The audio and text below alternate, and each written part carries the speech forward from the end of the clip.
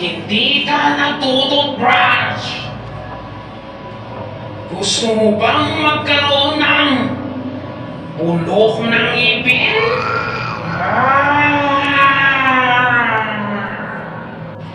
At mabahong hininga?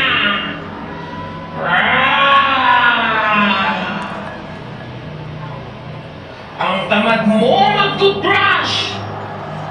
Kapag nalaman ko na hindi ka pa din nag-toothbrush, dadalaw ako sa inyo para kunin ka.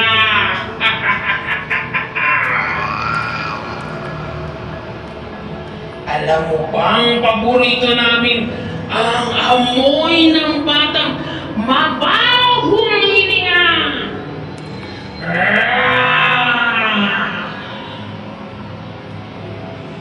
Na kahit sa malayo ay kaya namin kayong amuyin dahil sa hininga ninyo.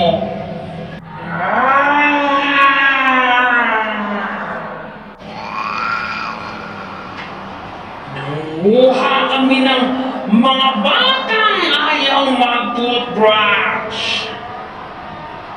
Gusto mo ba yun, bata?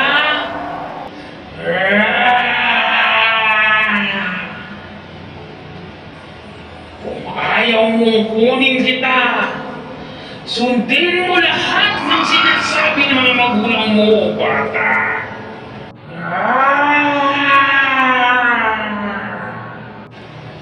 Huwag mong matigas ang ulo.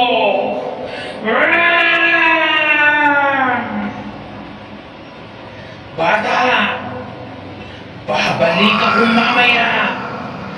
Dadaan ako sa likod ng bahay ninyo at kukunin kita.